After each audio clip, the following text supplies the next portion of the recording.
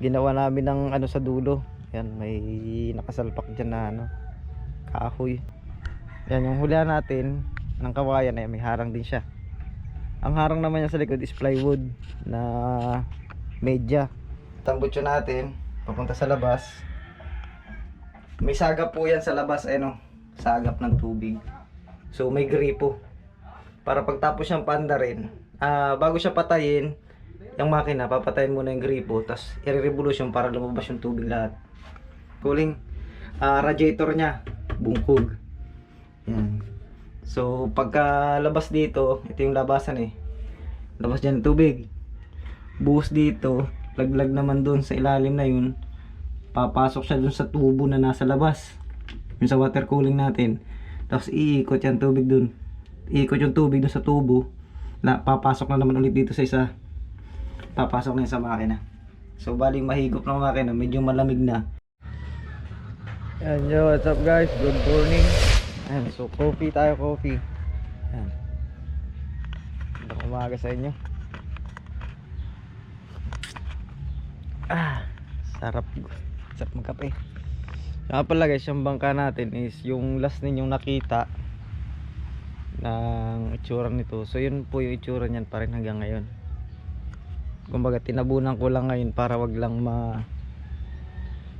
pasukan ng mga dahon dahil naglalaglag yung mga dahon. Tsaka syempre para hindi rin mabasa ng ulan kung sakaling umulan. Yan nga pala, wala pang masilya tsaka pintura.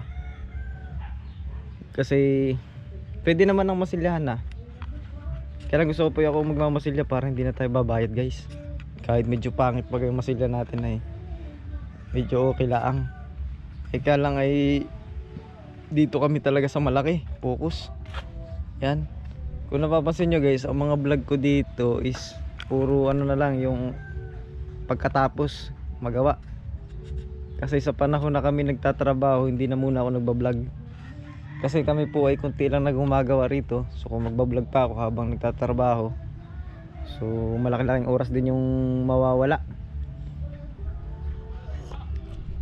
Pakita ko na lang sa inyo po yung mga nakuha na namin.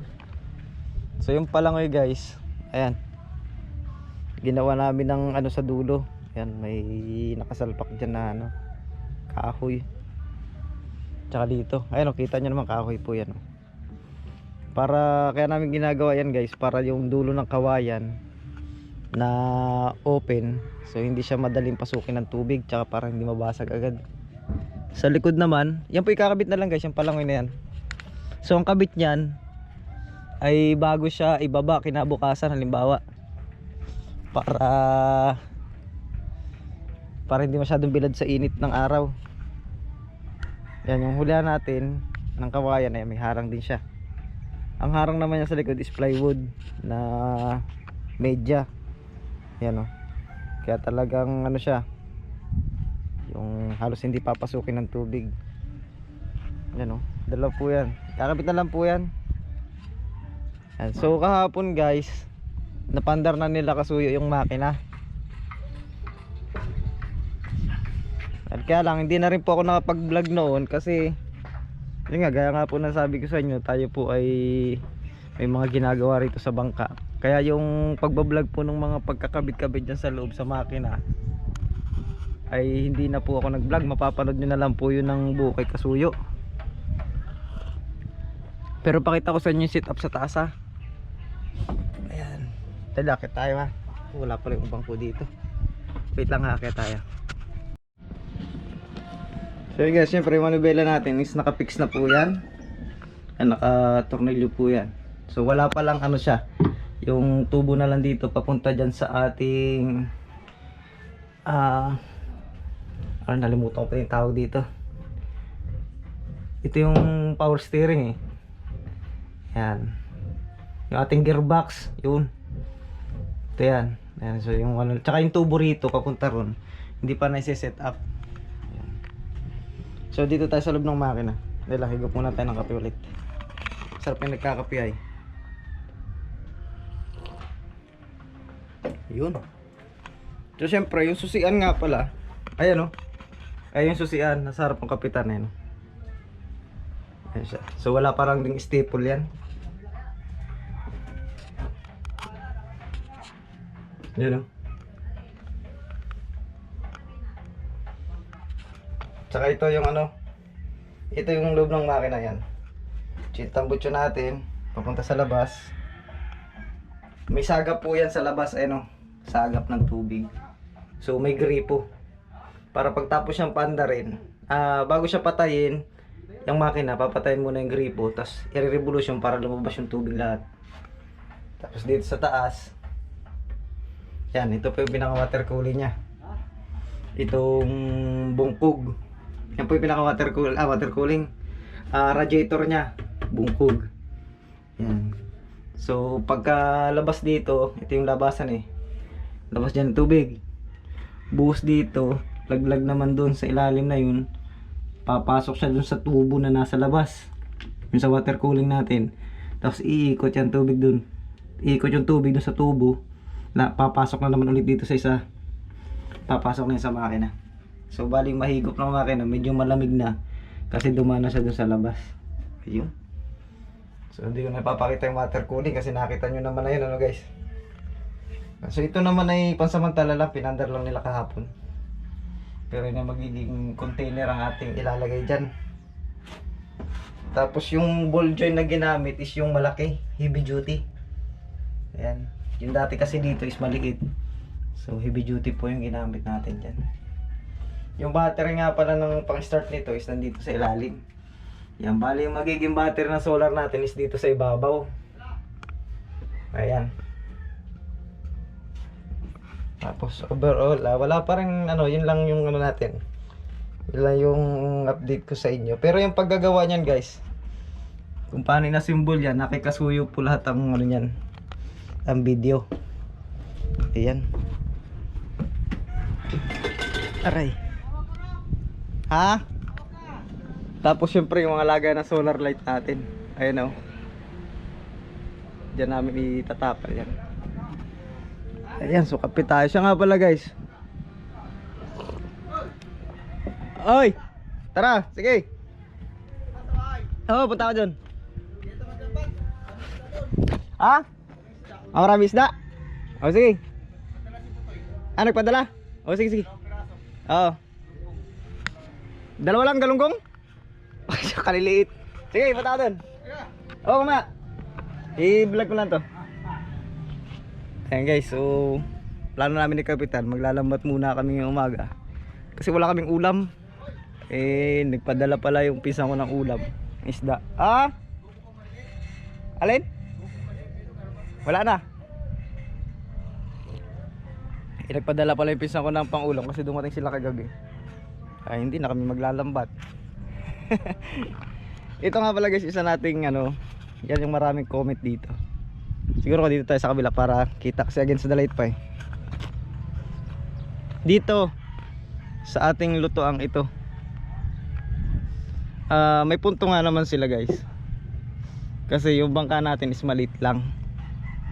Hindi naman ito kalakihan na katulad doon sa Ichibang, na kaya ang lutuan nila ay nasa loob, nasa likod. So ito, ang lutuan, sabi nila kung hanggat maaari ilipat daw po kahit dito sa tagilirang ito. Dito. Yan. Pag ito naman may dasag na dito guys, na isang kawayan dito papunta Pabaro, pwede itong lagyan ng balagbag na kawayan. Doon daw ipatong yung lutuan natin. Ang reason nila, yung pwesto na yung lutuan na yan, pwede diyang lagyan ng bato. Kasi alam nyo naman nagdadala ng bato sa Pacific Ocean, ano po, pwede siyang lagyan ng bato. O kaya naman pwede rin siyang lagyan ng styrofoam na kutsintahan. Kasi tingnan nyo na po yung sukat ng aming lutuan, halos silaki po siya ng kutsintahan. So may punto nga naman sila. So dagdag lagayan pa po yun na isda. At hindi lang yun, maalwan daw po kumilos dyan sa likod na yan. Ayan o, kaya pa daw pwestuhan ng dalawa sana yan kung wala yan. Tama nga naman rin sila, may punto sila doon. Tsaka kung maglalagay rin daw naman ng pum dito na isa pa, so sisikip na. Hindi rin makapaglagay kasi lutuan din to, matutunaw yung pum natin. Kung doon naman sa bandang likod, masyado namang maglo-loaded yung ating likodan, masyado tayong titingala. So oo nga, at karamihan nga naman dito ng maliliit na bangka, ang lutuan nandun sa side, sa kanan, dyan banda. Pero syempre, isasuggest pa rin po natin yun kay Kasuyo guys. Kung anong plano niya. Madali lang naman tanggalin yan. So yun lang. Tapos ito pinalipat namin yung patungan. Bububungan pa rin namin yan.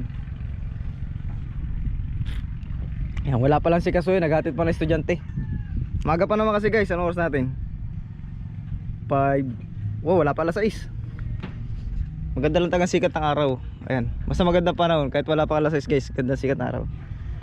Pasilip ko na rin pala yung kasi nandito na rin lang naman tayo. Itong water cooling kahit lagi nyo na nakikita, demonstrate ko lang sa inyo kung saan pumasok yung niya. Yung paglabas ng makina, yung tubig yung nasa ibabaw, dito po papasok yung sa ibabaw na to. Tapos pagpasok dito, iikot yan hanggang sa dulo, pabalik po rito.